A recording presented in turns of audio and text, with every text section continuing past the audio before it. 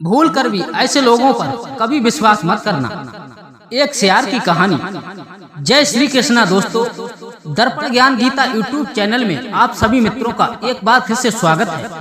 मित्रों, आज हम इस वीडियो के माध्यम से आप लोगों को जो कहानी सुनाने के लिए जा रहे हैं और ये कहानी बड़ी ही शिक्षाप्रद और ज्ञानवर्धक होने वाली है।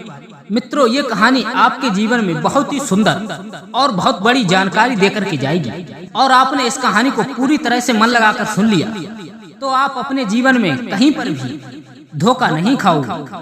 क्योंकि मित्रों, किसी ने कमाल की बात कही है कि यदि अपना कल्याण चाहते हो तो जिस मनुष्य के हाव भाव का, कुल का और उसके पराक्रम आदि का पता ना हो, उस पर कभी भी भूल कर विश्वास नहीं करना चाहिए। तो आइए मित्रों, चलते हैं अब इस शेर की कहानी की ओर। ये कहानी आपको बहुत बड़ा ज्ञान देकर के जाएगी। बस आपसे एक छोटा सा निवेदन है कि बस आप हमारी वीडियो के समाप्त होने तक हमारे इस चैनल पर बने रहें। और यदि आप हमारे इस चैनल पर नए मेहमान दर्शक बनकर आए हैं और आपने हमारा चैनल सब्सक्राइब नहीं किया है तो मित्रों, हमारे चैनल को सब्सक्राइब करने की कृपा करना और साथ में बेल आइकन घंटी को भी अवश्य दबा देना। तो आइए मित्रों, अब अधिक विलंब न करते हुए अब सीधी कहानी की ओर ध्यान देते हैं। मित्रों, जब भी किसी प्राणी को भूख लगती है तो वो किसी तरह से अपनी भूख शांत करने की बात सोचता है। ऐसा ही था एक गीदड़ के साथ, जो एक जंगल में रहता था, जिसके लिए बहुत ही तेज भूख लगी थी, जो अपनी भूख शांत करने के लिए पागलों की भांति भागता फिर रहा था। मगर उस बेचारे को कहाँ कुछ मिला था जो अपनी भूख शांत कर सके। मित्रों, वो तो ऐसा जानवर था जिससे कोई प्राणी डरता भी नहीं था और ना ही वो किसी का शिकार कर सकता था। उसे तो केवल चालाकी और होशियारी से खाना आता था। मित्रों, वो बेचारा इसी तरीका से दिन भर भटकता फिरता रहा, मगर उसे कहीं से भी कुछ खाने को नहीं मिला जो अपनी भूख शांत कर सके। परंतु उसने अपनी हिम्मत नहीं हारी और भोजन की तलाश में इधर उधर चलता ही रहा, ये सोचकर कि कहीं ना कहीं मुझे जरूर मिलेगा और मुझे शांत बैठने से कुछ मिलने वाला नहीं है। मित्रों, तब वो चलते चलते एक जंगल को छोड़कर एक गाँव में पहुँच गया और वो ये भी जानता था कि गांव में कुछ ना कुछ खाने के लिए जरूर मिल जाएगा। और वो ये भी जानता था कि लोग ये कहते हैं कि गीदड़ की जब मौत आती है तो वो गांव की ओर भागता है, परंतु भूख के आगे लोग मौत को भी भूल जाते हैं। मित्रों, यह हाल उस गीदड़ का भी था। वो भूख के कारण सब कुछ भूल चुका था। उसे केवल याद था तो यही कि उसे कुछ खाने को चाहिए, क्योंकि भूख के कारण उसके पेट में चूहे कबड्डी खेल रहे थे। मित्रों, इसी भूख के कारण वो भटकता हुआ एक धोबी के घर में घुस गया और वहाँ पर थोड़ा बासी खाना पड़ा हुआ था, जिसे खाकर उसे थोड़ी शांति मिली। अब वो वहाँ से जल्दी जल्दी निकलना चाह रहा था और उसे ये भी डर था कि यदि घर वालों की आँख खुल गई तो वो मुझे खूब मारेंगे। मित्रों, इसीलिए वो तेजी से अंधेरे में से बाहर निकलने लगा। मगर रास्ते में धोबी ने कपड़े रंगने के लिए नीले रंग के पानी का बड़ा सा टब भरकर रख दिया था। दोस्तों, वो उसी में रात्रि में जाकर गिर गया और वो बड़ी मुश्किल से उस टब से बाहर निकल पाया। मगर जब वो टब से बाहर निकला तो उसका रंग ही बदल चुका था।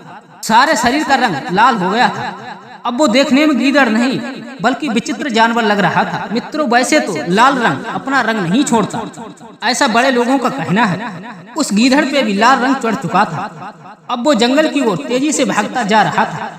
जब जंगल के जानवरों ने जब उस विचित्र जानवर को जंगल की ओर भागते हुए देखा तो वो सभी डर के मारे आगे आगे भागने लगे। उसे इस तरह से भागते हुए देखकर वो गीदड़ जोर से कहने लगा कि हे भाइयों, आप इस तरह से क्यों भाग रहे हैं? मैं तुम्हारा पुराना शत्रु नहीं हूँ, मुझे तो ये सब कुछ भगवान ने दिया है। मित्रों, उस चालाक गीदड़ ने अपनी मौके का लाभ उठाने के लिए उन सब के सामने एक कहानी जड़ दी। मैं आप सभी के लिए भगवान की तरफ से एक दूत बनाकर भेजा गया हूँ। आप सभी मुझसे डरो मत।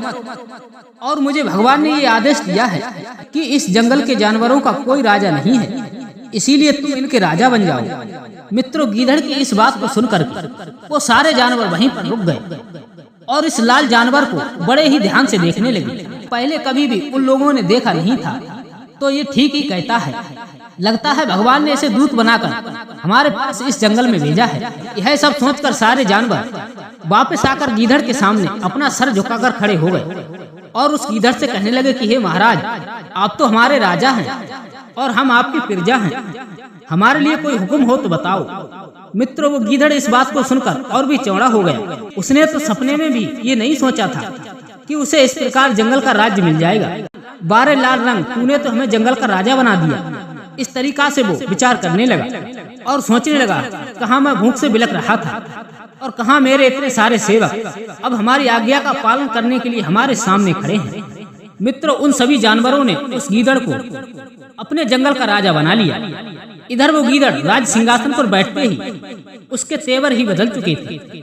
उसने उसी समय अपना दरबार लगाया और शेर को अपना महामंत्री और बाघ को महामंत्री के पद पर बैठाल दिया और हाथियों को पानी लाने के लिए युक्त किया और चीते को द्वारपाल बना दिया, परंतु गीदड़ों को कुछ भी नहीं दिया, ना ही उनसे बात की, बल्कि उन्हें डांटते हुए कहा कि तुम लोग हमारे दरबार से चले जाओ, गीदड़ों के लिए हमारे पास कोई जगह नहीं है। मित्रों, इस तरह से वो रूप बदला हुआ गीदड़ भी राजा बनकर जंगल में राज करने लगा। शेर जैसा खतरनाक जानवर उसे सुबह उठकर नमस्कार करने लगा। मन ही मन में गीदड़ बड़ा ही प्रसन्न रहता था, क्योंकि शेर उसे स्वयं शिकार करके लाता है। अब उसे खाने को बढ़िया बढ़िया मिलता है, जिसके कारण वो गीदड़ मोटा होता चला गया। मित्रों, एक बार क्या हुआ, पास के गीदड़ों ने उस जंगल पर हमला बोल दिया। चारों तरफ से चिल्लाने की आवाजें आने लगी। सारे जंगल में हाहाकार की गूंजें सुनाई देने लगी। इधर दरबार के सारे जानवर इकट्ठे होकर अपने गीदड़ राजा के पास में आए और उससे कहने लगे, हुजूर, हम पर हमला हो गया है, हमारा तो जीवन खतरे में है, इसीलिए हम लोगों को बचाइए। सारे जानवर शोर मचा रहे थे और अपने राजा से कह रहे थे कि चलो लड़ने के लिए जल्दी तैयार हो, नहीं तो हमारे राज्य और हमारे जंगल पर राज कर लिया जाएगा और हमें मारकर भगा दिया जाएगा। इसीलिए आप हमारी सहायता करो और आकर के हमसे युद्ध करो। मित्रों, वो गीदड़ युद्ध की बात सुनकर कांपने लगा और उसकी समझ में कुछ भी नहीं आ रहा था, तो वो लड़ना कहाँ से जानता था। उसने डरते हुए कहा कि चलो हम सब यहाँ से भाग चले, अब हमारे लिए यहाँ पर रुकना उचित नहीं है। यदि हमें यहाँ पर अपनी जान बचानी है तो हमारे लिए यहाँ से जान बचाकर भागना ही होगा। शेर चीते बाघ ने जब उसके मुंह से इन शब्दों को सुना तो उन्हें ये समझने में देर नहीं लगी कि ये तो कोई बुद्धिजील जानवर है जो गीदड़ों की सेना से भी डरकर भाग रहा है। ये राजा नहीं, एक ढोंगी है। मित्रों, फिर क्या हुआ कि सब के सब उस गीदड़ पर टूट पड़े, क्योंकि उसकी पोल खुल चुकी थी। गीदड़ तो गीदड़ ही था, अब उसकी पोल भी खुल चुकी थी। मित्रों, अब वो खूब पिट रहा था और पिटते पिटते लाल से सफेद हो गया था, क्योंकि उसका सारा कलर छूट चुका था। तब उसकी इतनी पिटाई की कि उसकी हालत ही खराब हो गई। तो मित्रों, इस कहानी से हमें ये शिक्षा मिलती है और ये कहानी हमको ये ज्ञान देती है और ये जानकारी देती है कि किसी भी व्यक्ति के लिए हर किसी इंसान पर भरोसा नहीं करना चाहिए।